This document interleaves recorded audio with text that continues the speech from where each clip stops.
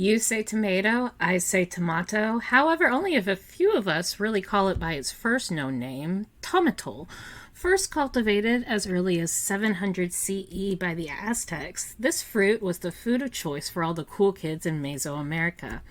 However, it was centuries later before the rest of the world was willing to take a bite of this plant from the deadly nightshade family. Tomatoes were seen as a straight-up poison in early Europe, something that should definitely not be eaten, and at its worst could turn an unknown fool into a werewolf. Ooh, spooky.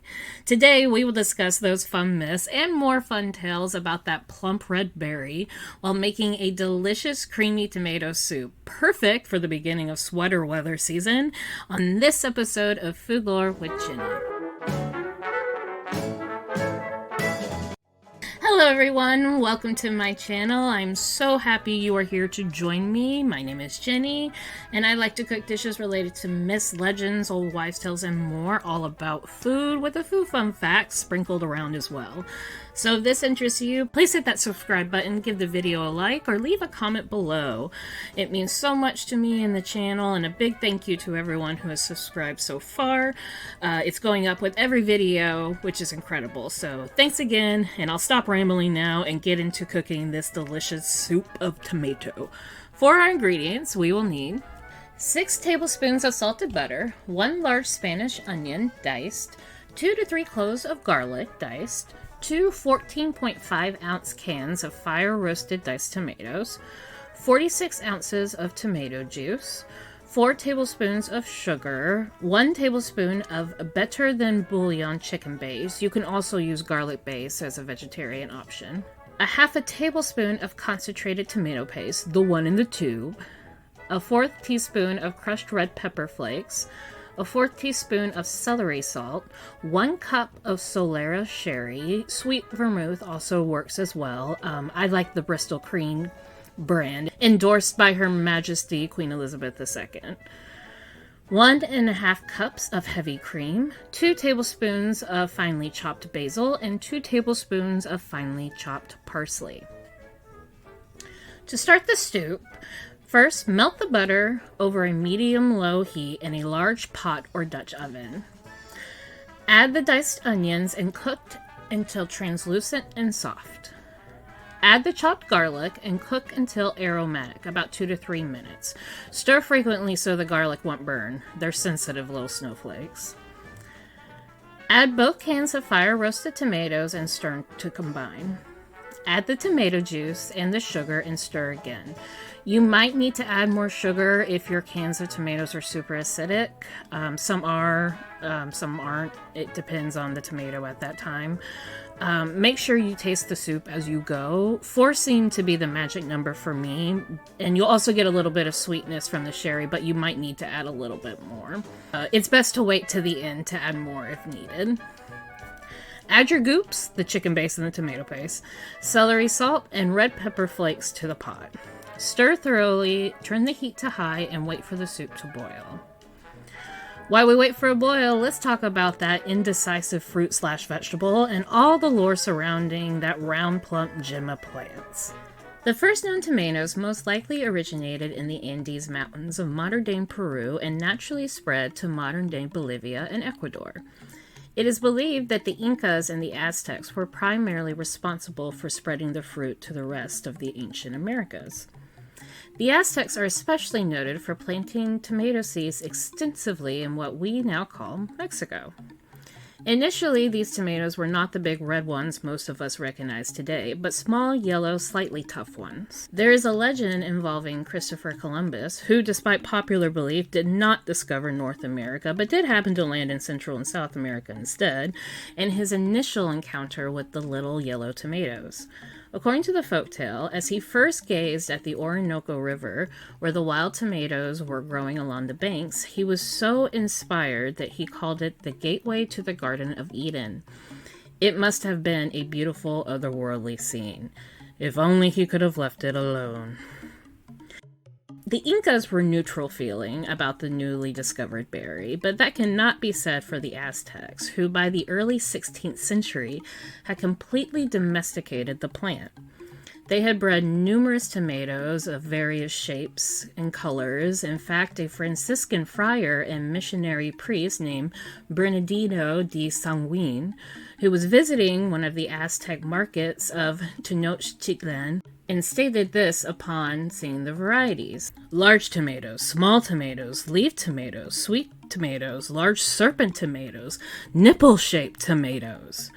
Quite scandalous for a friar of the time, I'm sure. Of the different varieties, the Aztecs gave two specific names, which could be where the word tomato originated from. The chubby red ones were known as xitomato, and the small green ones were called tomatos, which is Nahuatl, translated into plump fruit with a navel. We now call those small green ones tomatillos. Bernardino also mentioned all the food the Aztecs had with tomatoes as a main ingredient, particularly in its uses in stews, sauces, soups, and juices. The Aztecs also dried the fruit and ground them into a powder that they then used as a seasoning. It was like the first dried form of ketchup. Not only did it taste good, but the Aztecs believed it to be a superfood that cured many things, from skin ailments to tummy troubles. Another belief was that tomatoes could boost fertility, so Aztec newlyweds were often given gifts of tomato seeds or the whole plant. The tomato was a god-worthy food for this early illustrious society. It was particularly associated with Chicomecoatl, the goddess of agriculture and the Aztec deity of food, drink, and human nourishment. The tomato seeds were also just as important as the plant itself. Some Aztecs and the Pueblo people who lived in the southwestern area of the modern-day United States believed the seeds would offer foresight and divination properties.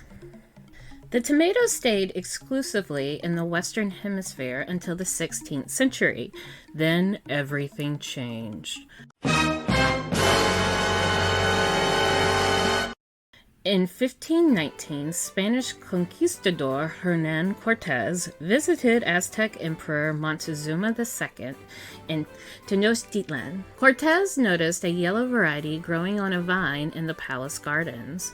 Cortés, being European and thus never had seen the plant before, decided to take one with him back to Spain. In return, Cortés conquered the ancient city and destroyed possibly the greatest civilization our world has ever known. The Spanish called the fruit tomate, which they spread throughout Europe to other North American settlements, the Spanish-owned Caribbean territories, and even to the Philippines. While some were open-minded about this new plant species, with many believing it was a new type of exotic eggplant, some Europeans were not as enthused and refused to eat it. Why, you ask? Well, there were a few interesting reasons for this one. Firstly, this wasn't exactly the best time to announce a new ingredient to the general population. You see, through no fault of the tomato, it had landed in the middle of a mass hysteria and countrywide panic due to witchcraft. The government and the church had teamed up together and created literal witch hunts, and in the process killed thousands of innocent people, most of them women.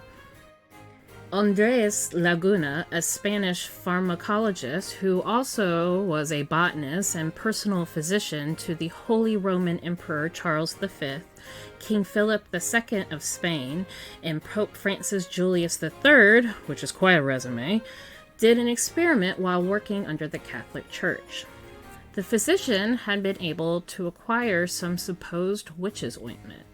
This serum was believed to be a magical flying salve that witches used to make themselves and their brooms fly. Through his research, he was able to deduce the key ingredients. A jar half filled with a certain green unguent, with which they were anointing themselves, was composed of herbs, hemlock, nightshade, henbane, and mandrake. A certain green unguent. Well, that doesn't sound particularly fun, does it? And not fun for the tomatoes either, because unfortunately for them, they are related to 3 out of 4 of those poisonous ingredients. Them being nightshade, henbane, and mandrake. Italian herbalist Pietro Andrea Mattioli had already classified the new food as both a nightshade and a mandrake in 1554, and tomatoes were receiving a little character association. Luckily for tomatoes, hemlock was part of the carrot family and didn't count against its reputation. Not only that, but the innocent little yellow tomato and the hallucinogenic mandrake fruit, to the untrained eye, are practically identical. And while some people were eating them with no harmful side effects, it is understandable why others were having a hard time telling the difference between the two and decided to stay clear of both. It also didn't help that aristocrats were eating tomatoes and actually getting poisoned, but it wasn't necessarily the tomatoes' fault. The upper class at the time would eat their food from pewter plates. Pewter, which is very high in lead, usually wouldn't be an issue, but when combined with the tomatoes, the high acidity caused the lead to be absorbed into the food. Thus, these wealthy individuals ate the tomatoes and got lead poisoning. The lower class, who had just plain wooden bowls, didn't have to worry about lead being transferred to their food, so they had no problems eating the plant, unknowingly defining the tomato as a lower class food and giving it the nickname poison apples. So it made witches fly, it poisoned the wealthy. What else were tomatoes responsible for? Well, you remember the green witch's goo from earlier that Andreas was experimenting on? The witch hunters of the time, who were now on the lookout for these witches who were seen with any of these unfavorable ingredients, had their own theories about the fruit. Famed witch hunter and French judge Henri Bouguet claimed that it was also used to transform the witches into werewolves. Even more unsettling was the fear of an unsuspecting, innocent, God-fearing man being lured in by one of these evil witches, tricking into drinking her brew, and he too would turn into a werewolf and lose his soul to the devil. A bit of a leap there. However, this was something the heads of the church and government thought could be a very serious and real problem. So the witch hunts began, and anyone who was caught using a member of the deadly nightshade family was accused of the crime of witchcraft, a crime that they were almost always innocent of and were almost always killed for. The tomatoes turning people into werewolf rumor was likely also fueled by the scientific name that was given to tomatoes. French botanist Joseph Piton de Tournefort gave it the Latin botanical name Lycopersicon esculetum, meaning wolf peach. Of course, it wasn't all witch hunters who argued about the safety of tomatoes. With its high acid content, doctors claimed that it could cause your teeth to fall out, turn your blood into acid, cause appendicitis, or even bring about stomach cancer. The one thing people of Europe could agree on was tomatoes were very pretty, and people often used them as yard decorations, but that poisonous reputation pretty much lasted with them up into the Victorian era. The 1880s was when Italians and Italian Americans started to promote more of their homeland's cooking to the rest of the world. One of those foods being pizza, and who can say no to pizza, the great equalizer. While the tomato rumors were still in full swing in Great Britain and also in the colonies of North America where the British had settled, for the rest of Europe, the perception of tomatoes had been changing in their favor. The Spanish and Italians called tomatoes pomi di oro, or gold apples, because at this time tomatoes were still mostly yellow, but red varieties were starting to make their appearance more often. It was actually the Italians who were the first to really embrace the tomato as a food outside of the Americas, and were the first to grow it as a crop actively, developing regional sauces and recipe the country is now famous for. Tomatoes were also believed to be an aphrodisiac and were named pommes d'amour, or apples of love, by the French. The French people also noticed that tomatoes were making the wealthy aristocrats of France sick, which made the commoners love them even more. So it wasn't all bad news for tomatoes, and some believed the entire plant itself would bring prosperity and prevented evil from entering the home. Hence another reason why it was used as a yard ornament. Luckily for us, the tomato prevailed through all the hate and became not only a worldwide loved fruit, but also one of America's favorite vegetables. Wait, while we're on the topic, what even is a tomato? Is it a fruit or a vegetable? Well, for this specific case, both is the correct answer. Botanically speaking, the tomato is a fruit, while culinarily speaking, it is a vegetable.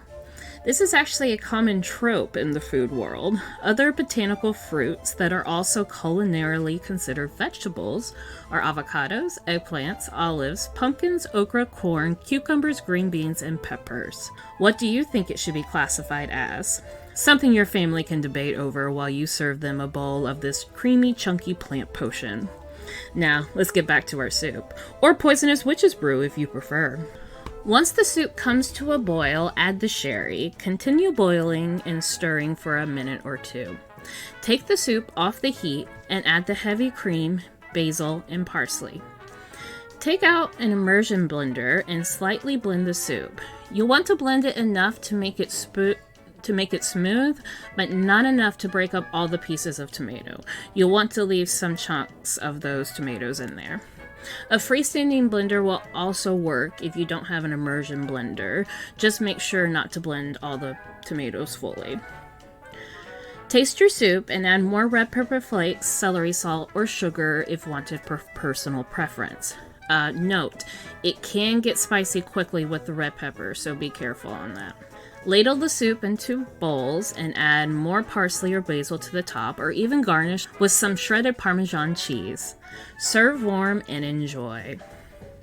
This is one of my favorite soups on a crisp, cool evening. It's body-warming, inviting, and a little bit nostalgic as well. You take a bite, and at first you get a rush of the sweet creaminess from the sherry and the onions and cream, of course. Then you get a salty umami layer, and finally a burst of acidity from the tomato chunks that makes you just crave another bite. You could have this alone or make it a meal with some garlic bread, a small salad, or the classic accompaniment to all tomato soups, a grilled cheese sandwich, the most sophisticated of sandwiches. Let me know what your favorite thing to pair with a bowl of tomato soup is. Thank you so much for joining me today. Please like and subscribe. If I missed some lore about tomatoes, let me know in the comments section and I will pin one of them to the top. Have a happy Friday. Love and light to you all, and I will see you next time. Bye, fellow lore lovers. I'm going to go get another bowl of soup.